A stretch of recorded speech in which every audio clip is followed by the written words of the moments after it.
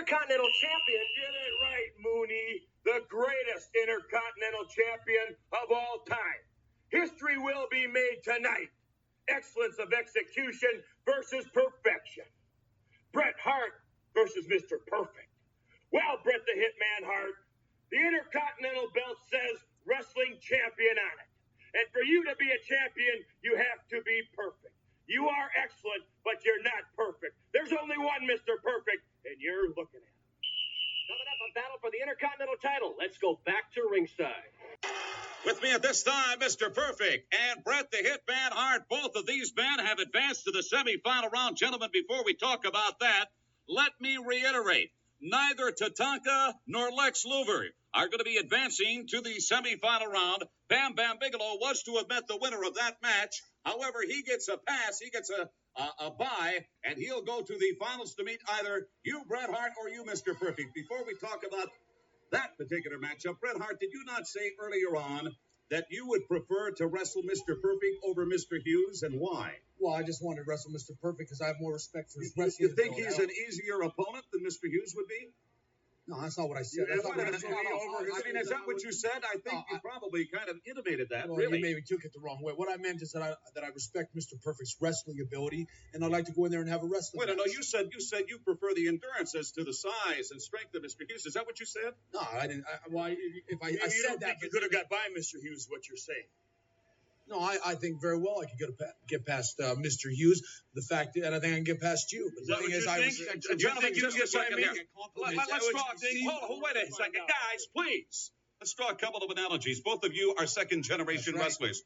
Your father, a great one, and of course, Larry the Axe, a great one. But did the two of them ever meet? I'm very curious. Yeah, they met. My dad beat his dad. Your dad never beat my dad. Hey, I remember SummerSlam, Hart. I owe you. And tonight I'm going to pay back. And don't ever say your dad could beat my dad because he couldn't on his best day. Hey, gentlemen, I want to know one thing. Does this King of the Ring, just a second, does this King of the Ring mean that much to both of you? Is it going to be a scientific match, or you're going to throw the rule book out the window? I'll tell you something. My style has never changed. I'll do what I have to win, because why? I am a winner. Okay, Bret? You weren't in SummerSlam. Wait a minute. Are you suggesting... Look, all I'm saying is the King of the Ring is the most important thing in the world to me right now, and I am going to win. All right, very good. I thank you, gentlemen. Just let me put it this way. May the best man win. Gotcha. Just like I'm going to get you out in the ring. Just like I'm going to get you out in the ring, Hitman. I'm smart, you're dumb. I'm big, you're little. I'm right, you're wrong. And there's nothing you can do about it. It doesn't matter what you think. Shit. You didn't say that. Tell me you did not just say that. There's nothing anyone can do, there's nothing anyone can say. There's little can be done right now to make this go away. Cliched simple platitudes do naught to quell the dread, and the breadth and gravity just send me crawling back to bed. It's useless in this moment to say we'll get through this somehow. There's time enough for action, but that time isn't now. Soon we can start planning for what may come to be. But what I could really use right now is a bacon roll and a cup of tea. I don't need positive affirmations, I need to scream and bawl. The unrealistic expectations won't help with this at all. This is shit. Well, this is shit. I'm not expecting answers because Backbone Wrestling Network, welcome to episode number 3 of The Shit Take, the pod where my partner in crime, Mr. Keith Langston. Hey, Keith, how are you tonight? I'm great. How are you, Shawn? I am good. So my partner Keith and I each pick a shit take, and then we debate it, talk about it, and see if we agree or we align. I could pretty much assume on one tonight in particular, we will definitely not align, which will make it an even more fun podcast tonight. But we are not alone tonight, because tonight we have a guest that is joining us, and he's going to have to come off mute because he's on mute again. Logan, how are you? I try to not interrupt your fabulous intros, Shawn, by coughing or sneezing or sniffling or anything. So try to stay out of your way. No farting on the pods. Yeah, no farting, none of that. So I try to be quiet so you can get your thing out. But I do like but happy to be here. I do like how we're 3 episodes in and we already have to have another co-host on here. Like, you know, it's like that Seinfeld episode. You had to bring in the true backbone. Well, it really is. It's like the Seinfeld episode with the, where Kramer's got the Merv Griffin show, and Newman says, "How about a guest host?" And I'll pretend you didn't. Well, I'm going to break kayfabe and just be very clear. I had Logan join us tonight because we actually had Keith join us on a recording we did of Hidden Gems. So I just wanted to be. I'm just kidding. The more the merrier. The more that I can have somebody, because I'm pretty sure I know where Logan's going to go on one of these shit takes, and I am very happy with that. So, yay, Logan. I am perfectly willing to eat shit on mine to a high degree, and I can care less. You will. I'm ready. All right. So, again, this is a pod where we each pick a shit take. Logan gave us his shit take, which I don't really know if his is a shit take or not based on the topic, but we'll see. But, Keith, I'm going to review real quick for Logan. And Logan, I want your perspective on our first 2 episodes, what the 2 shit takes were that we picked and where we fell. So are you ready for this? And Logan might not have any context to one of them because I think he wasn't even in the thought of his papa at the time. So Logan, the first shit take that we did was mine in episode 1 is I said Harley Race was a better world champion than Ric Flair. Any thoughts on that? A lot of people were better world champions than Ric Flair, so we'll move on quickly for that one. Very good. There you go. Okay, so and Keith and I both aligned. I actually had to convince him of that, but in the end, I actually convinced him I was right. So that was good. We'll have to have a whole diatribe shit take on how much I think Flair's vastly overrated in history. Oh yeah, well, I'll leave that one. I think in the end though, I think Keith and I can't remember. I think we debated that Flair wasn't. Anyway, long story. Yeah. I think at the end we said his best match was the last one where he got caught cutting a promo at the diner or whatever. I think that's how we ended that show. All right, Logan, our second one on episode 1 was, and I think you agree with this one too, the Road Warriors are very overrated as a tag team. Yeah, as far as in-ring work goes, I think they had the crowd in the palm of their hands a lot of times. Their promos are very their promos are very passionate and very excitable, but they don't always make a ton of sense. So was Hitler's. Well, yeah. I digress. We watched one promo for that episode, Logan. That was probably one of the worst promos I've ever seen. It was so bad. Oh, God. It was so bad. Wow. Well, Russians? Well, yeah, I would say if anybody thinks they're the greatest tag team of all time, they are definitely way overrating them. But I think they do enough good stuff to where I wouldn't say they're completely overrated, but probably where a lot of people have them, I would say they're probably overrated. All right. Well, Keith and I aligned that we didn't think they were that great. We aligned that they were overrated. And I think we ran down a bunch of tag teams where we didn't even get them in our top 20. No. Right. Oh yeah. I mean, yeah. All right, episode 2. Now, Logan, I'd be curious if, from a time frame standpoint, if either one of these resonate with you.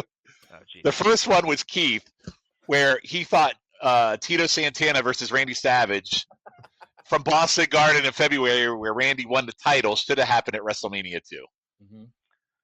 No. Any context to that? I mean, I don't think there's a shit take. Anything to get us away from him versus George Steele is a good thing. So very good. That should be. I 100% agree with that one. So Keith and I aligned on that one. The only difference was, and like we said in WrestleMania 2, is the way they booked it. They didn't really give you those big main events like they do now, like where the build was. But we aligned on that. And the last one, and this one you might think is a shit take because I doubt you even saw any of this. If you did, I'd be shocked. Greg Valentine versus Brutus Beefcake in late '87, early '88 was an underrated feud. Yeah, I'm not super familiar with that one. I figured. I'm assuming it came out of them breaking up as a tag team. So, I'm not super familiar with that one. So I can't say yes or no. Believe it or not really. It came because it came Adrian got fired. Oh, yeah. Okay, never mind this. Yeah. All right, so those were our first 4. So Keith and aligned on all 4 of those topics. All right, so now we're going to go into each of ours. And I'm going to have Keith kick his off tonight. Okay. This was an interesting one because whether you think it's a shit take or not, it still made me really think about it. And so, Keith, I actually love this one. So why don't you share it and kind of give your point of view?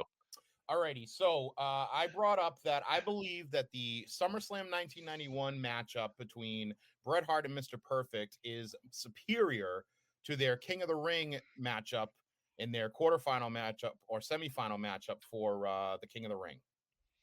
And the reason why is, and so we watched as part of our research for this, we had, and thank you, Shawn, for finding the other two, dare I say, hidden gems, wink, wink, nudge, nudge.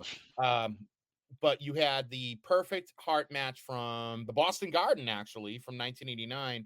And then what was the other one? It was in WCW. Was it Uncensored? 90. Yeah, it was the uncensored one. It was 98, I believe, yeah. or later on. Yeah. I don't know if it was uncensored. I think it was. Yeah. So we watched, we watched, and along with the SummerSlam and the King of the Ring match. First thing first, I want to say that they're all very similar, which is amazing. And Bret Hart has been on record many times saying that he loved wrestling with Perfect. He said that their non-televised matches were some of the best that they had. So all those house shows, they ran the circuit in 89 for a while, so they were wrestling each other a lot in 89. And a lot of their matches kind of followed the same formula, which is interesting because in 93, Perfect is a face. He's not supposed to be wrestling as heel. And he's still wrestling the same kind of style of match that he wrestles Hart in 89 and 91. The main differences for my pick is, number one, it's for the Intercontinental Championship. It's a much more monumental match because it's Bret's first singles win. It's at Madison Square Garden. It's kind of the end of the initial run of Perfect. Afterwards, you find out that he was hurt the whole time. So it's really one of those, he's just gutting it out, and you can tell that he's in pain. You can tell that he's not himself. But it's different than Shawn Michaels at Mania 14, where Shawn's really, you can tell he's in freaking a lot of pain. Perfect, you can tell he doesn't really seem like he's in pain. You only know that he's in pain because people said it afterwards. The commentary on it is so much better with it being Piper, Heenan, and Gorilla, whereas the King of the Ring has Bobby, Savage, and JR. So I think the commentary adds a lot more to it. It is cool though in 93 the Savage does bring up, he's like, you used to work with this guy. And then when Perfect starts kind of doing some heelish tactics, Heenan does come in and say hey, if he wins this whole thing, maybe I'll give him a phone call, which I thought was good. Perfect does an awesome off the top rope drop kick in the King of the Ring match. So I think there's a couple of different spots in the King of the Ring match that are not in the SummerSlam match. One of them being the off the top rope. He doesn't hit the perfect plex in the King of the Ring match, which again, I think is a detriment to that match because he hits it in SummerSlam. And up until that point, I think just Warrior and Hogan had kicked out of it. Maybe, I don't think the Tornado did, but maybe he did. I don't remember. But so it was kind of a big deal that Bret was the next guy to kick out of it, which I thought was kind of cool. So he does that. And honestly, it's just, for me, I think the SummerSlam 91 is a better card. I think it's kind of cool because it's in that era where the Intercontinental title was changing hands at every single SummerSlam. I think up until 93. So from 88 to 92, it changes every year. So it's in that awesome mix where it's the match of the night. It is the match of the night. However, I will say the King of the Ring match, it doesn't win Pro Wrestling Illustrated's match of the year. The match of the year for 93 is Marty Jannetty versus Shawn Michaels for the Intercontinental belt at Raw, I think in May. And I'm how the hell does that? Because I've seen that match several times. It's stupid compared to that's a shit take in itself. That's friggin' the match of the year over the friggin' King of the Ring match. The Bret Perfect match is the best match of the show. It's the best match of the year, and it's their second greatest match of all time, in my opinion. Okay, Logan. Yeah, I was just saying, Bret has 3 great matches on that show. If we did a hidden gem, if we did another hidden gem episode, I would consider those other 2 matches he has in that show to be really good gems for Bret with Razor and Bigelow. Yeah, he had a good run pay-per-view for sure. Yeah. These are 2 of my favorite matches ever. 2 of my favorite guys ever. So I really appreciate that you picked these for when I was going to be on this show. So definitely a good synergy. And with what we, Shawn mentioned, we recorded a hidden gem tonight too also featured Perfect and also had something to do with the King of the Ring 1993. So really good synergy tonight, Keith. I love it. But yeah, I love both of these matches. I always have. I love that Bobby's on commentary on both of them. He kills me at SummerSlam '91. He is on Piper's case the whole fucking match, which is great. Only adds to the fact that it's so entertaining. But nah, Brett parents left. Yeah. Some would say Piper made Bobby Heenan and Gorilla better in some aspects of life. Yeah, absolutely. Keith. Oh man. But at one point he says, "Roddy, I heard a rumor. I heard that your parents ran away from home." Will you stop it? And he says, "Will you stop?" And it's just great. One of my all-time favorite Bobby lines. But yeah, the commentary just adds to it. They talk a lot about how Heenan used to be his manager and how the coach is kind of his manager now. That is a detriment to that match with him blowing the whistle the whole fucking time. But not enough of a detriment for me to hate the match or anything like that. I will say, I think the 93 match is a better match, but I will agree with you that I think the 91 match is more important. It's for a title. It, puts Brett on that next level. It's his first Intercontinental title win. His parents are there, even though Stu's drooling in the crowd the whole time. That's the best part of it. I'm kidding, by far. I'm kidding, Keith. I'm kidding. Yeah. So while I think maybe the 93 match is a better match, it's the semifinal. It kind of loses some context of like importance because he still, Brett still has to wrestle another match after that. So while it may be technically in ring, maybe a better match, I think the moment and the importance of the 91 match kind of puts it over the edge for me. So I will agree that the 91 match is more important and probably better for the fact that it has a little bit more, oomph to it. All right. So here I go. I'm going to counterpoint both of you on this one. I do not agree.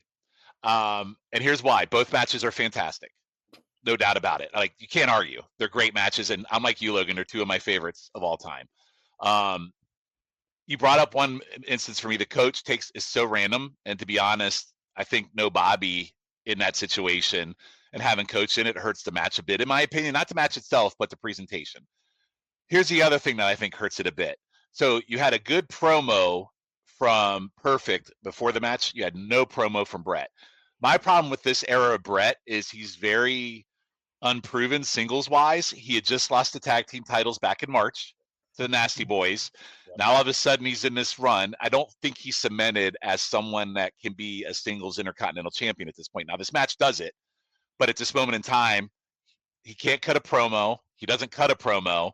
Like, what's the skin in the game? Like, what's the point? Like, you know what I mean? So that's kind of where my headspace is a little bit with this one.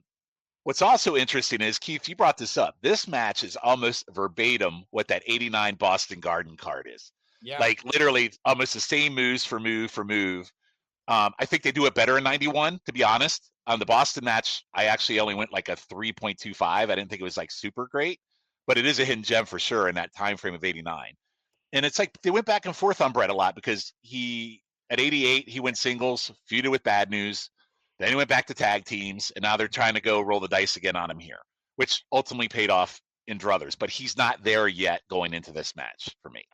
The match is, I forgot to mention. Sorry to cut you off. I forgot to mention. Me and Jenny actually did that on Cronoso. Yes. That was one of our last Cronoso matches. Did you guys like it? I didn't listen. I haven't. Did you like it?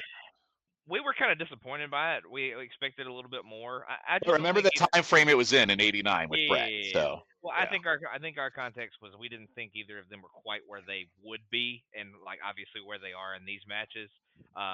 So it just didn't. It just fell a little short of what we thought it could be. But I think we still went, 2.5, 3 on it or so. Okay.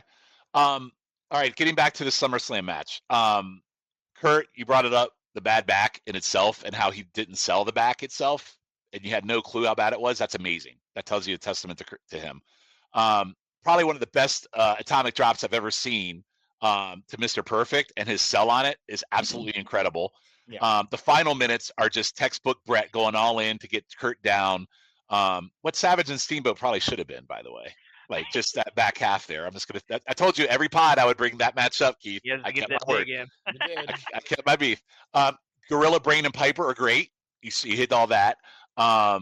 Kurt's selling of hitting a ring post was great. Like the reversal to the sharpshooter, it was very sudden and unexpected in 91. Here's what else takes me out of this match a little bit. I hated the after part because Brett should be happy he won his first singles title, but all they're worried about is talking to Stu Hart, who just sits there and goes, and then they have to. Lord Al cuts him off. Yeah, I was going to say, Al pivots so fast because Stu is still out of it, and Brett gets nothing to say. It's his moment in the sun. Yeah, they shit the bed on the pre, and they shit the bed on the end. Wait, he hugs Bruce, and Bruce looks like a woman for some reason. I thought it was Brett's aunt for the longest time. It's Bruce. I never knew who that was for the longest time, yeah. It's Bruce. And so I'm like, that's a woman. So all said for me, there's a lot of things in this match that kind of make it not better for me. And I think I was looking up Cage Match. Cage Match went 8.78 on this one. They went 8.6 on King of the Ring. So very similar. And I'm going to say very similar here too. I actually went 4 stars on this match because it was that good, but it had potential to be better based on the things that I said that took me out a little bit. All right, let me talk about King of the Ring. The pre-match promo was better. You had Bret Hart involved. The arguing they did was great.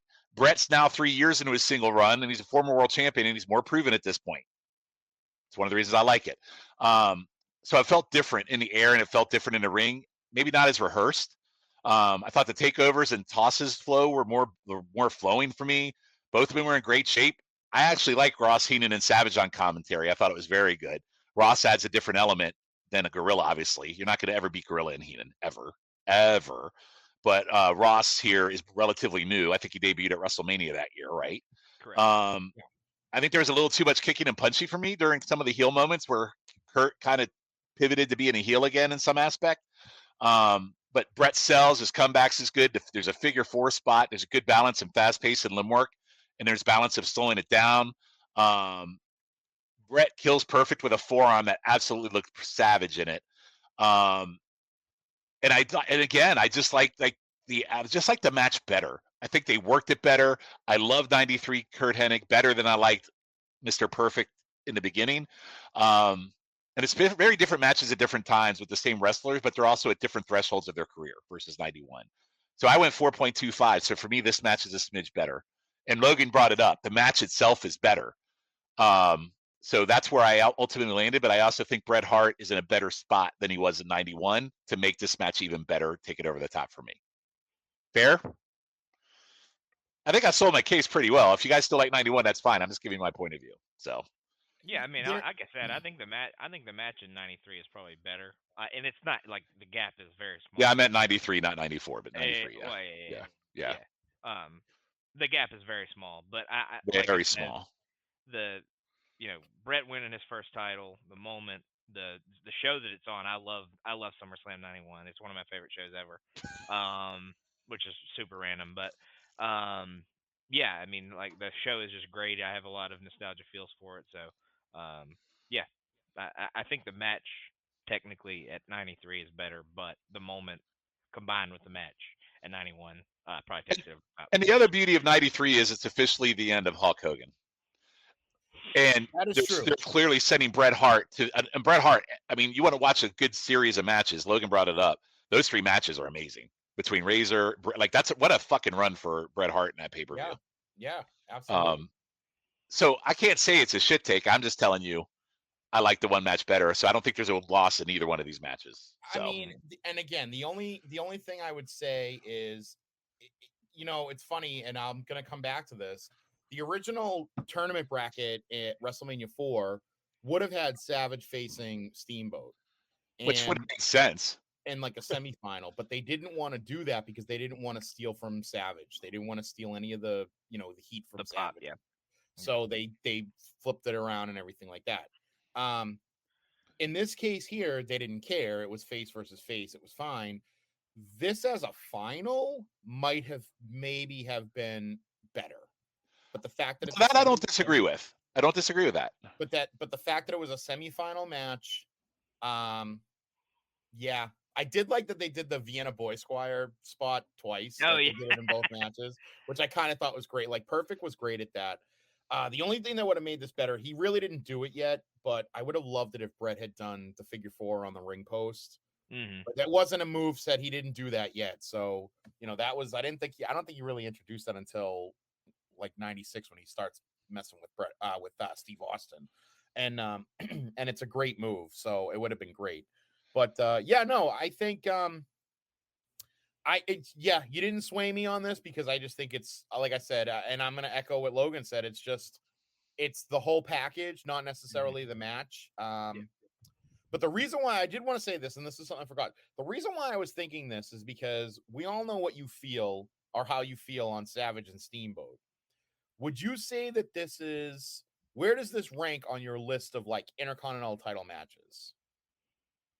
It's better than Savage Steamboat for me. I know. Oh my God, Jesus Christ. I know that. I'm talking about like where? Like, is this in your top 10, your top 5? Is it your favorite of all time? Like, what's your favorite of all time? Is it, is it friggin' Don Morocco and No. You little smart ass. Just calling me old right now. What are you doing? Is it the tournament final in Rio de Janeiro that you were at? Like, Keith bringing on the juice. Patterson and DiBiase. Keith bringing the juice. Patterson DiBiase was really good, by the way. You know what? This is an easy top 5. Easy. Okay. Right. I will say it's so funny you said this. There is a match between Morocco and Snuka that for me I truly love from a house show. Now, if you want to talk mainstream pay-per-view in your face matches, this one would probably be number 1 for me. That's really funny. Well, you asked, I gave you the answer. No, I appreciate it. Thank you. I could refer you to that Morocco Snuka match if you ever want to watch it. Just saying. I mean, Snuka Morocco is what? 83. That's the cage match in Madison Square Garden that Mick Foley went to. Yeah, but that's not the match I'm talking about. No, but that's, of course they're going to put on good matches. Yeah. Those two guys. And by the way, Tito, listen, Tito Valentine, this one's top 5 easy. I could probably say it's my number 1, but if you look old school, yeah, there's others I truly love, but this is more mainstream WWF at this time. So yeah, this has to be number 1 for sure. I think. I don't know what you think. Well, I'm gonna push it back on you. What do you think? I'll be honest. You kind of swayed me with Savage Steamboat. You did. So this takes my top spot. There you go. Man, that's 2 I swayed you on. Hot damn, Logan. How about you? I'm not going to put it on a number, but it's definitely way up there. It's definitely within the top 5, probably within the top 3 for me, for sure. We probably have like Triple H versus Rock on the ladder match at SummerSlam. That's one of his. No. No, I mean, a more recent one, that Gunther Sheamus McIntyre from Mania last year. That's an easy top 5. Easy top 5 there. For sure. That's a top 3, I think. Yeah, you're probably right. That match is awesome. Yeah, but I mean, something like that. But I like I said, I would have to really think about it if I had to put a number to it. But it would definitely be top 3 for me. Yeah. Okay. So that was I good. would also agree that it would be miles ahead of Savage. Yeah. So, Keith, good topic. This was a good one. Screaming at this point. Wow. That was terrible on my part. Oh. I'm already petrified. And you were just kicking. I was like, if you ever loved me, please stop kicking me. Just getting so wow. Boo. No, they booed Edge and Christian, boy. They did not want them to win. That was incredible. Nobody in that arena sat down. From the time we walked out there until the time Edge and Christian pulled those belts down, no one sat down. But you know something, if I had to do it again, you guys, the Dudleys, Edge and Christian, and the Hardys, I would do it again. Oh, yeah, for sure. The chemistry that we had back then was just unreal. To have what we had back then can't be duplicated. And if you thought back then was something, well, next Sunday's TLC matches, well, it's going to be another thing where the next generation after them are going to have to set the bar even higher than even what the Dudleys, Edge, and Christian and the Hardys did. So tune in on the WWE Network, TLC, coming soon. So the next one, Logan, I'm going to go to you next. This one's interesting for me because I have notoriously shit all over WrestleMania 17. That's another one of my shit takes, Keith. I think WrestleMania 17 is hugely overrated because the Attitude Era thing for me, I'm not a big fan of. But this match alone, one of the matches, the one at WrestleMania, I have shit on historically within our group of friends. And we'll see how this plays out. But Logan, tell us what your shit take is or what your perceived shit take is and go from there. So I don't think this is like miles. I don't think this is like the worst shit take in the world. And by the way, it's not much different than the one we just talked about in terms of is it a shit take or not? You know what I mean? Very similar. Yeah. It's kind of similar to the first one. Yeah. But I've always had the opinion that the first TLC match that happened at SummerSlam 2000 is better than the second TLC that happens at WrestleMania 17. It might just be that it's the first. It just really hits harder with me. The SummerSlam match does. Both of them are great. Again, it's kind of the same thing that we just talked about. The WrestleMania 17 is on a grander stage. It's at WrestleMania. It's a huge stadium. But I messaged all in our chat when we were kind of planning when we were going to do this show. But I think the fact that the SummerSlam match is kind of in a more contained arena. And both crowds are insane, but you can really hear the Raleigh crowd at SummerSlam a lot more than you can. I mean, you can hear the Astrodome people, but it's just a little bit more contained, and they're a lot louder. I feel like in the SummerSlam match, and they're just into everything that they do. The spots are all sick. Shawn pointed out a spot in our chat where Matt is climbing the ladder and just gets dumped backwards, and he just has the hope that he's not going to die and falls through the two tables. I believe the SummerSlam match is the one where Lita takes the spear and hits the back of her head on the ladder as well, which is disgusting, absolutely sick. Yeah. Just absolutely gross. The only part about the SummerSlam match that I hate is they're in Raleigh. They make a big deal about them being so close to the Hardys' hometown. The only thing I hate about it, and you're going to call me a Hardys mark, Shawn, I know you will, but I would have liked to have seen them win the match. Obviously, they had some, boner for Edge and Christian winning all these matches. They win the ladder match at the previous WrestleMania. They win this, and then they win at WrestleMania 17. They actually retain the titles here. I believe they win the titles from the Dudleys on both of the other occasions, but I would have really liked to see the Hardys win that one. That's the only thing that kind of, holds me back on it. But I really love both matches, but I've always had a special place in my heart for the SummerSlam match. It just hits a little harder.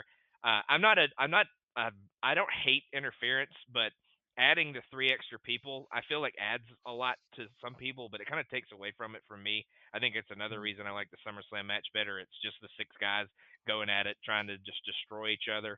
So that's my feelings on it.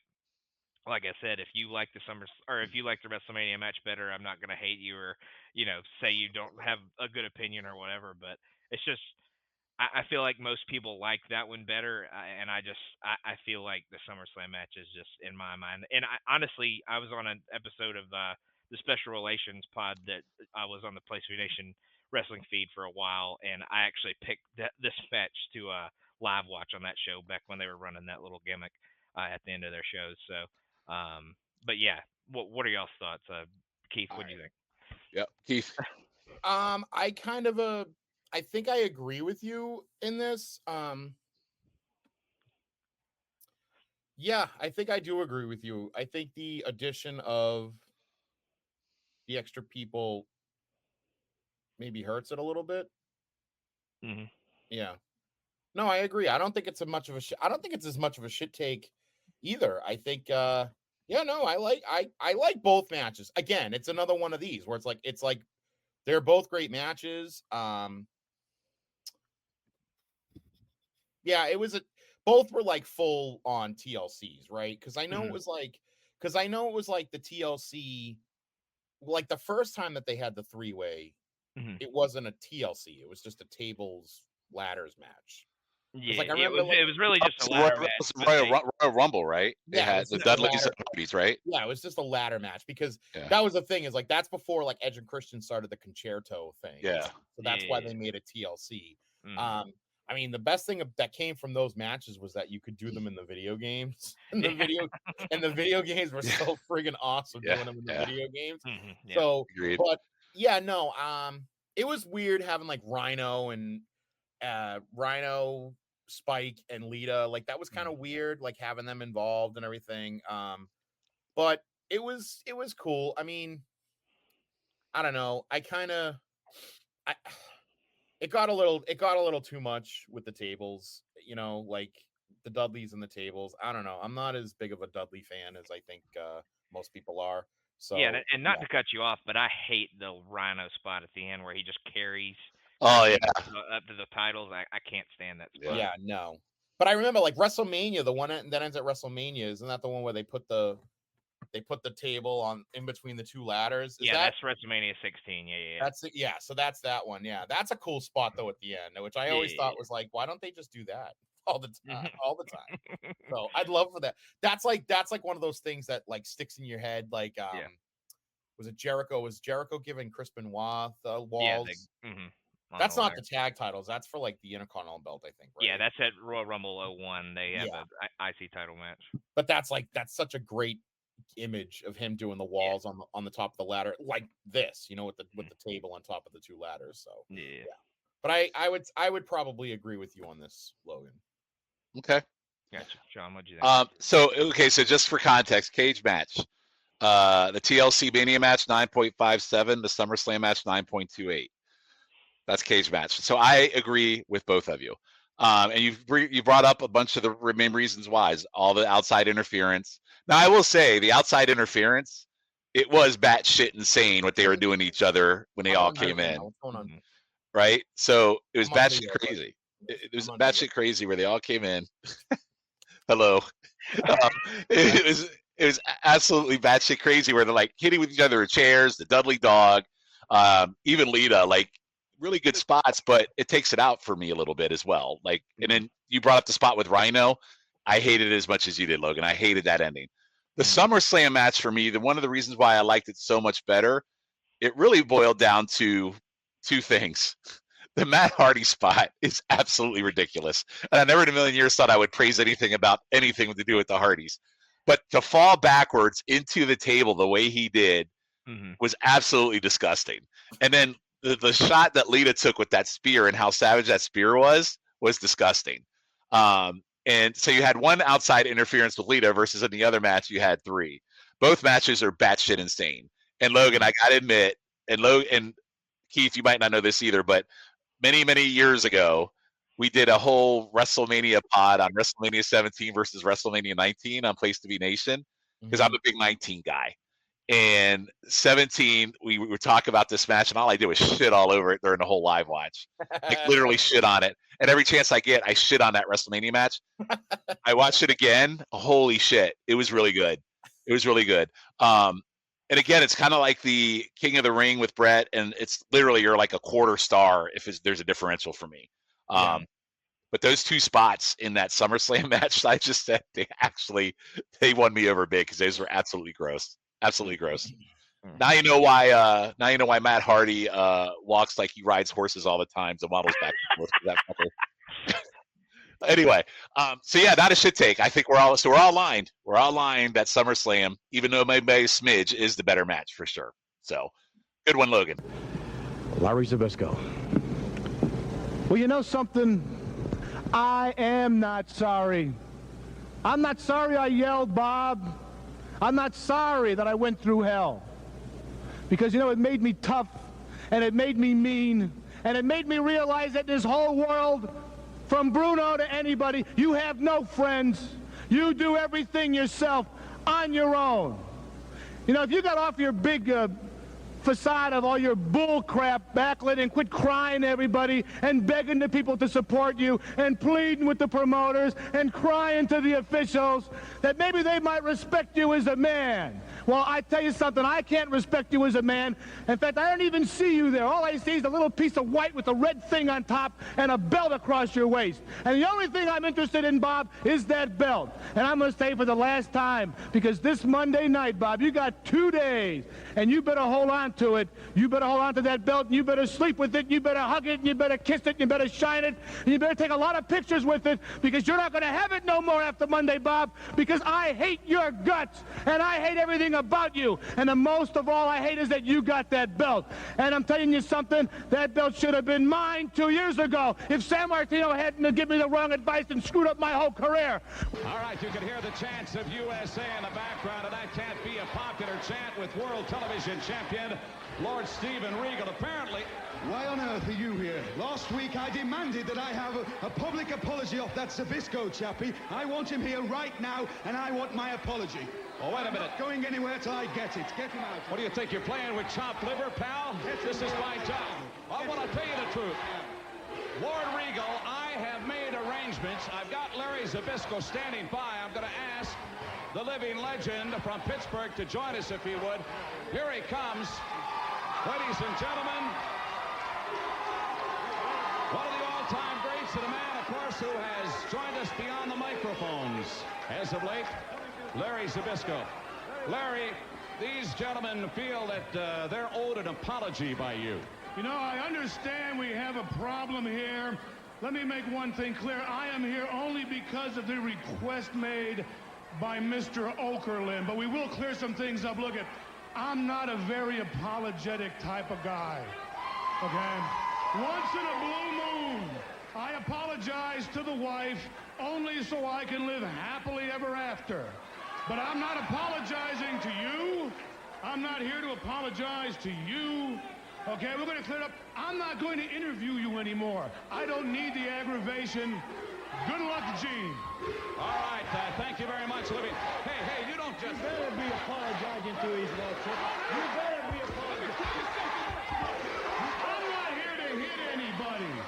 Oh, my God, he's walking. Okay. Oh, what is this? Ladies and gentlemen, Larry Zbyszko has dropped Sir William. He is now carrying the wardrobe of Lord Steven Regal right off his back. Don't get up, you bloody fool! Get up! Fans, stay tuned. We're going to be back with more Saturday night after this. You ready for the grand finale? No. Okay, so Logan can defend me on one thing before. No, Logan can defend me on one thing on this. So, Logan, so when we did the 7 months of Danger Pod, looking at the Dangerous Alliance over on Nosto, is it fair to say that I was not a big fan of Larry Zbyszko matches, but more about making fun of Larry for the shit he would say, yell, scream, yada, yada, but nothing to do with his matches? Yes. All right, so I had to prove a point to Keith. Even though my logo on our screen right now says Larry is GOAT, you stupid jerk. Yeah. But I also like your Mayor of Larryland here. My shit take is Larry Z is an underrated greatest of all time. That's my shit take. Now let me explain. Can I explain? And I'll let you guys shit all over it. Because Keith in his head seems to think I think Larry Z is the best wrestler of all time. That's not true. Even though I did wear a Larry Z shirt to I don't know if when we went to I don't know if you noticed that or not. When we went to Detroit and we went to that GCW show, Keith, did you notice I was wearing a Larry Zbyszko shirt?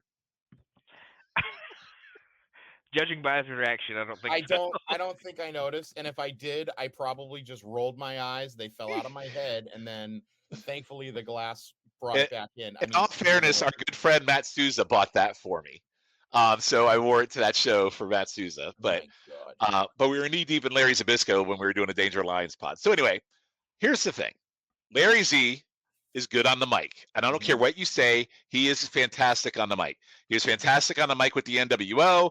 He was fantastic on the mic in the early 80s when he was going against Bruno Sammartino. He's great on the mic. And I love the shit talking he does in the ring. Like, it's the most funniest thing ever to me, where he's yelling at the audience, like shitting on people. Fantastic. And that's why I looked at 3 different instances here. I wanted to look at back in the 80s where he just turned on Bruno. He's taking on Backlund for the world title. I wanted to look at him as champion in the dying days of the NWA, which unfortunately, timing-wise, Keith, probably not so good for us because Logan and I just recorded a YouTube roulette where we looked at Super Clash 90, which was probably one of the worst shows we've ever watched in our entire life. It was Larry versus Saito, and the match was awful. Very awful. Very awful.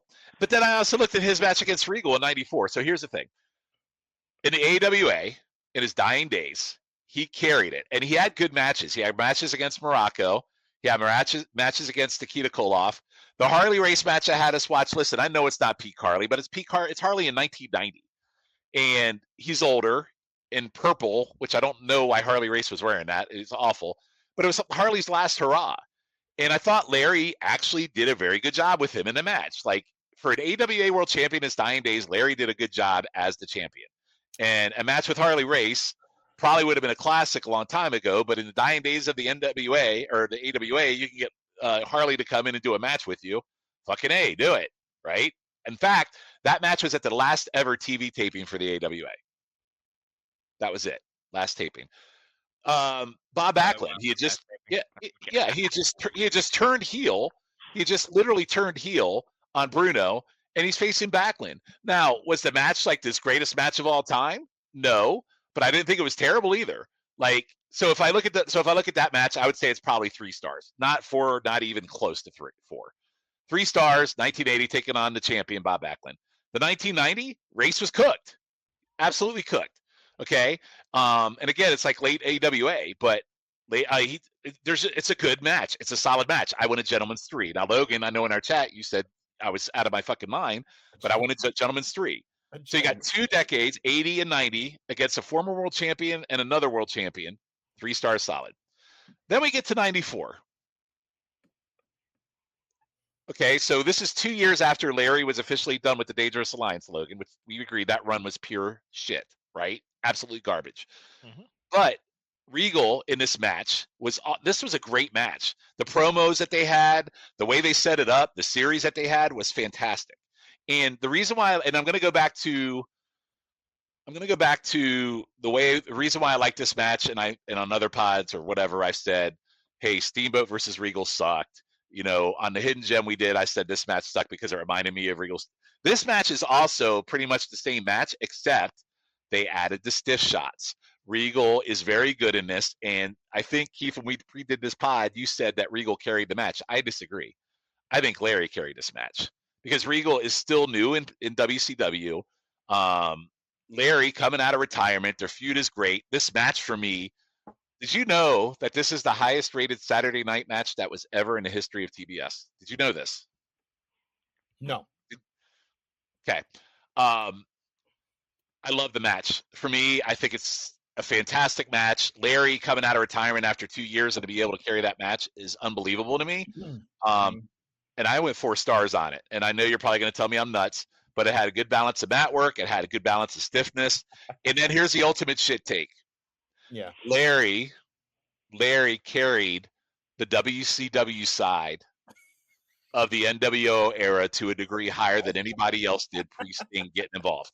And you can tell me I'm full of shit if you want. I love it. He made it watchable. He didn't give a shit about the NWO, and he stood up to him at every fucking turn. And he was a bigger face than anybody on that fucking roster that just got their asses kicked by them and backed down and were a bunch of pussies. Mm-hmm. So Larry Z for me is an all-time GOAT. And I'm going to stop there. And you can say whatever you want and spin what you want, but you will never change my mind on this one. And this might be the biggest shit take out of our 3 episodes. Spin what you want. You can spin it however you want it. And I even challenge you, Keith, because you know how I feel about Ron Garvin? Yeah. Larry Z for me is better than Ron Garvin. Now, who wants to go first, Logan or Keith? I think I want to end it with Keith's point of view because so Logan, you go first. No, I kind of want to hear what Keith has to say. God damn it. I wanted Keith to go like on a full diatribe to go at the end. He knows that I have to get up for work in the morning, so he wants me to be all angry. Yeah, I want him to be able to calm down after he goes. Okay. All right, fine. Go ahead. All right. Okay. Okay, so first. Okay. First and foremost, The guy literally brings up Bruno Sammartino constantly. Why wouldn't he? Oh my God. He freaking it's like the biggest heel turn of all time. Okay, listen.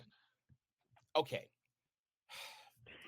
Flair, and I know we're talking about Ric Flair now, but like Flair, Hogan, the only other person that mentions their number one nemesis of all time is Savage, which Savage is Hogan, and I think we can all agree that's very fine and dandy because Hogan sucks. But like, other than that, he literally all he does is go, but I turned beat up Bruno. Like, it's the most obnoxious.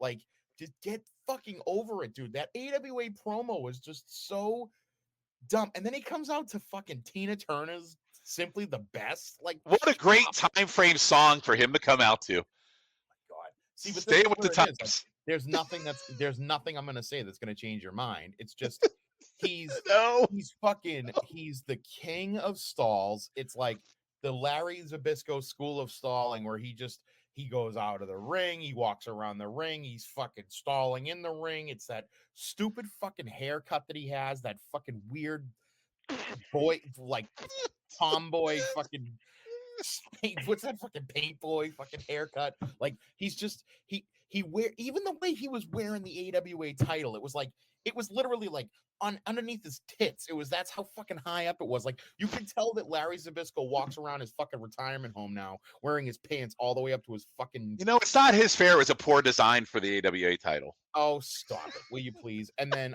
okay, so we get to his match with Harley Race. He immediately starts like, and it's so funny because I was actually excited to watch this match against Harley Race because of the love that I now have for Harley Race since our last episode. That's why I picked it too. So, yeah, same. Yeah, this will be good.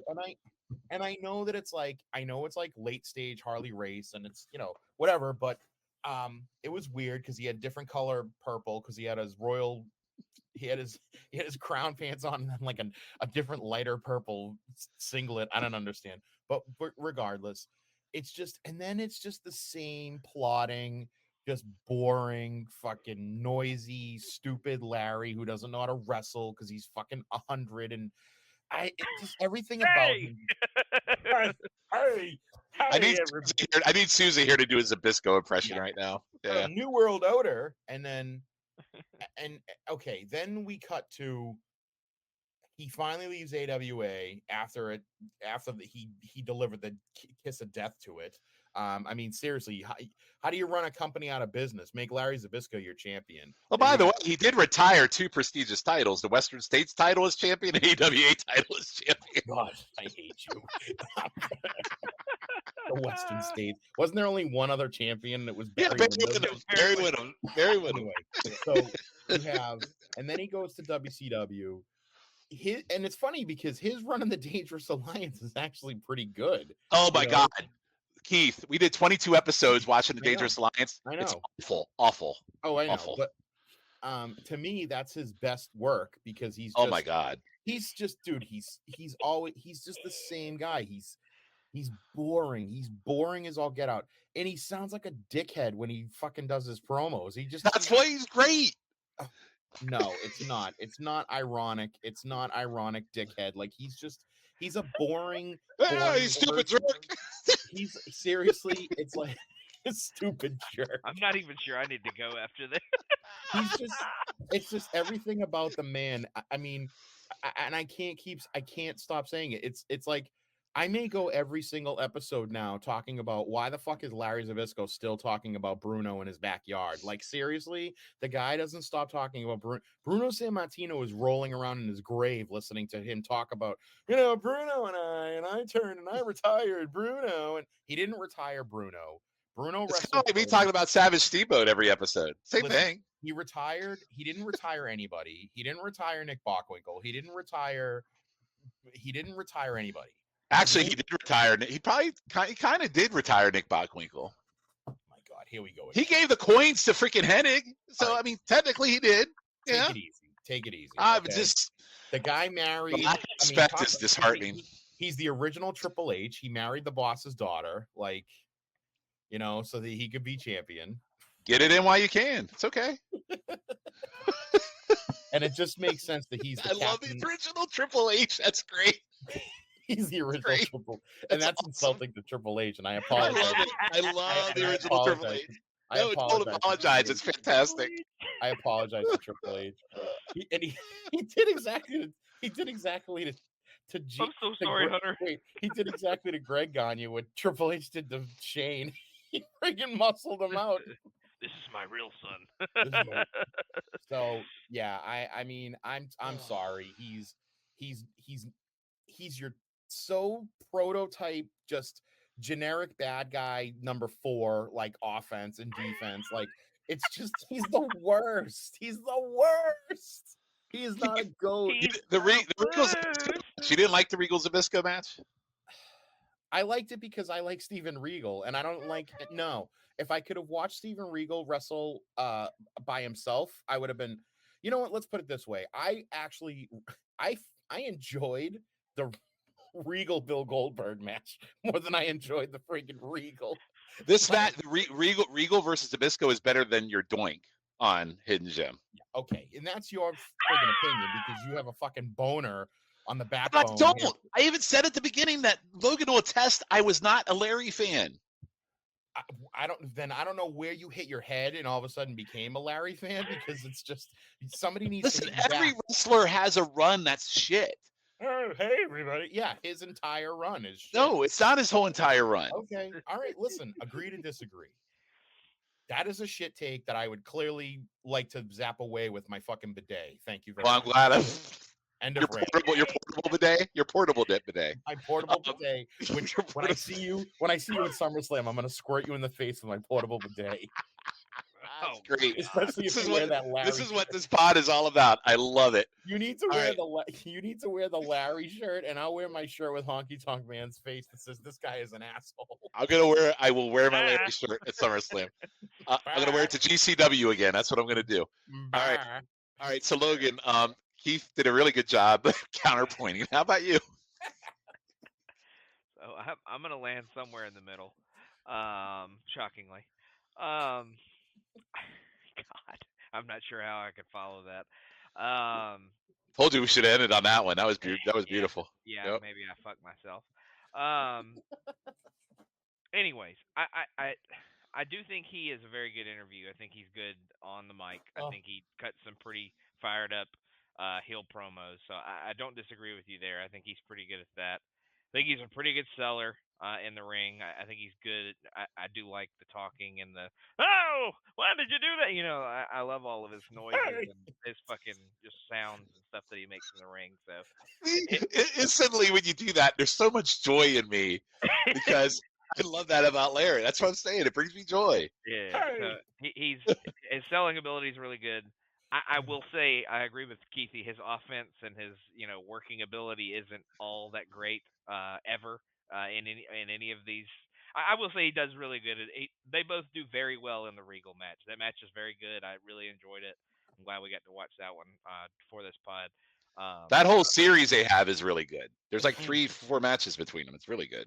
Yeah, so I think they both brought their working boots in that one, and I think they both played their role really well. So I won't give it to either guy. I won't say Regal carried him or Zbyszko carried him or whatever. But like I said, he's a good promo guy. He's a good seller. I would not say he's a goat of any sort, just because I don't think he's all that great in the ring. Like when he does his offense. So I can't agree with you that he's a goat of any sort, but he is very entertaining. He's brought us a lot of joy on Highway to the Impact Zone, which he's more in a management role there. He doesn't really wrestle. He wrestled. But the role he's in, it's meant to be stupid. But he does it. Yeah. Yeah, he's a very good entertainer. I'll put it that way. I wouldn't say he's necessarily a great wrestler per se, but he does do some things well. But yeah, I'll kind of be the bridge to bridge you two together because y'all are so far apart. Oh man. So all right, so Logan, you're gonna claim he's not a goat. You're just saying he's a good entertainer. Is that where you're landing? Yeah, exactly.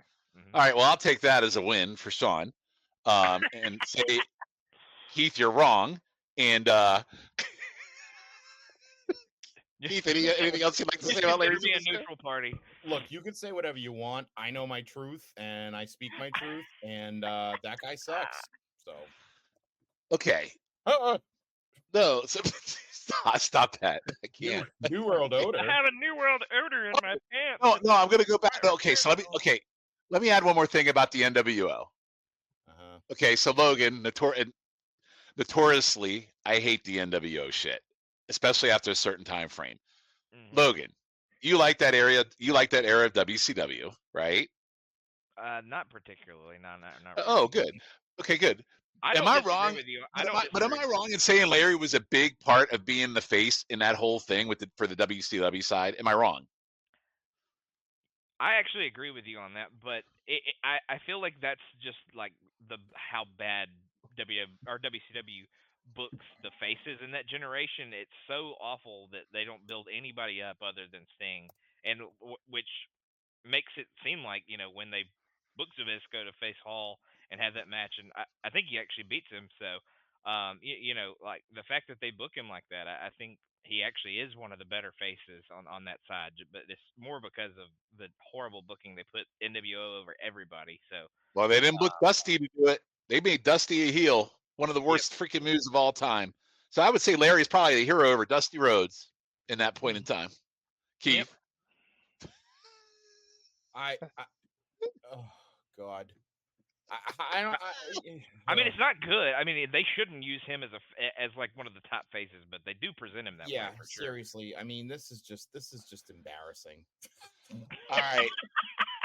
I think what's embarrassing is that you're not able to open your mind and expand and think through how good he really is. I'm the mayor of Larryland. I don't know what to tell you, but Larry is a goat. New World Order. Stupid jerk! Oh, it's so stupid. Larry's the goat. Oh my God. I said he's an underrated goat. He is. Okay, you stupid jerk. All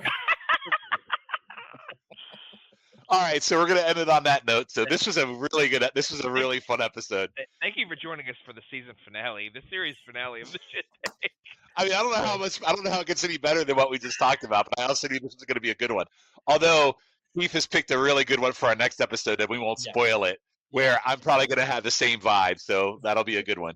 I need to do my research like I'm an intern at a law firm. I need to do so much. I gotta. Just spoiler. Do where they do the spinoff of the one host to the other show. Oh, okay, yeah. That's a really good one because that could have an all-time shit take in that one. So, okay. All right, you get where I'm going with that, right? I do, absolutely. Yeah. All right, so guys, really great episode. Logan, thank you for joining us. Yes, Logan, thank you. Thank you for having me. I guess the good news is we got to watch a lot of good matches. I mean, listen, we got to watch Perfect versus Hart. At least four good matches. No. We watched at least 7 good matches on this episode tonight. 7. Actually 8 if you want to count the Boston Garden show with Perfect. Backlund was good. Harley was good. Regal was good. So you got to add those 3 at the end. That was another thing. What was the wait, doesn't he win both by like count out, or is the disqualification the Larry? Well, yeah, but that's why I said it was a gentleman's 3 because of the shit endings. I was very fair in my assessment. I know, but like he wins by count out with Bob Backlund. He wins by disqualification with Harley. Like you know why? Because they didn't want their champion to beat one of the goats. Yeah, but like even just like the fucking pussiness of like, hey, I gotta make sure I win by a non-finish. Like, oh, Keith, this is great. This is the whole reason why I wanted to do this pod with Keith because I knew it'd be great. I will add some content. I did not love the race match, but I did enjoy the Backlund match for the most part. So, and the thing that was so offensive, Logan, is that Shawn gave me so much shit to watch for like friggin' Harley race that and then I had just watched the Harley race, like Dark Side of the Ring, and I was like, you're a big Harley fan, and now I was like a huge Harley fan, and then I have to watch this fucking garbage, fucking pickup trash Tuesday match on fucking him versus Keith. I thought you would enjoy a match between 2 goats. Anyway. Yeah. Larry, you know what, Larry? You know what part of the goat Larry is the fucking balls. That's what he is. I'd rather be the balls than the ass, so I'll take the balls. It's all good. All right, so we will end the pod on that note because it doesn't get any better than that. Keith, I don't know how we're going to top the next one, but we'll figure it out. Logan, thank you for joining us. Anything you just want to drop before we go? Just check out everything here on the Backbone Wrestling Network. Everybody's doing a ton of great work so far. We're excited to grow this feed, and just everybody listen and have a fun time when they listen to us. So just check out everything here we got. Yep. Absolutely. I mean, we got a lot of old pods. Well, not old pods, but we brought some pods over from the other feeds, and now you got good pods like this one, and you can listen to this one and have a good laugh. And Hidden Gem and Schiff doing a pod on Vince Russo era. A lot of good stuff. Keith, anything on your end before we call it a day? I echo Logan. Listen to everything on the Backbone. Listen to everything on the North-South Connection Podcast Network. And try to check me out on GFA Live with my BFF PD if you want to hear his shit takes on, Hercules and who else does he fucking love? I don't know. Whoever he loves. The Warlord. Well, I like the Warlord too. So I'm not gonna shit on the Warlord. I just knew he was a big Warlord fan. Or Barb and I, but what he talks about, when he goes on his rants about, I don't know, just listen to that. Dolph Ziggler. I don't know if you ever talk. Actually, you don't talk about Dolph Ziggler too much on there because you stay in your time frame a lot. We don't go beyond 88, 89 apparently now. So that's where I'll be honest with you. I've actually enjoyed that time frame, so I'm good with what you guys are doing. It's a great time frame. It is a great time frame. It is. I love it. No, I love Pete. Pete and I have a good time doing that. It's a very good pod. It's a very good pod. All right. Well, thanks for joining us on the Shit Take, and Keith and I will be back. Logan, thanks again for joining us, but Keith and I will be back to hopefully be able to top my Shit Take of the evening, and hopefully it'll be Keith that I get to freaking destroy on the next episode. So, good night, everybody. I'm right and you're wrong. That's the name of this here song. This discussion's gone on way too long. I'm right and you're wrong. They say there's two sides to every scrum. My side's right and your side's dumb. That's the general rule of thumb. I'm right and you're wrong. If I'm right and you're wrong, I guess this can't be a sing-along. 'Cause you'd sing I'm right and that'd be wrong, 'cause I'm right and you're wrong. I'm right and you're wrong, that's the name of this here song. Dang, you sure are headstrong. I'm right and you're wrong. We can agree to disagree on things you're just too blind to see. Else you just agree with me, 'cause I'm right and you're wrong. Please don't cloud the issue with facts. Let's just stick to personal attacks till there ain't no turning back. 'Cause I'm right and you're wrong. I'm right and you're wrong. That's the name of this here song. Civil discourse just don't belong. I'm right and you're wrong. What's that you say? Maybe we should listen. Maybe there's things we've both been missing. Heck, we could wind up hugging and kissing if no one's right or wrong. All this talking's gone on way too long. There ain't gonna be no brand new dawn, 'cause you're an idiot and I'm King Kong. I'm right and you're wrong. I'm right and you're wrong. That's the name of this here song. It turns out all along I was right and you were wrong. I'm right and you're wrong. That's the name of this here song. This whole thing's gone on way too long. I'm right and you're wrong. Yeah, the world ain't flat, it's just oblong. I'm right and you're wrong. And you're ugly too.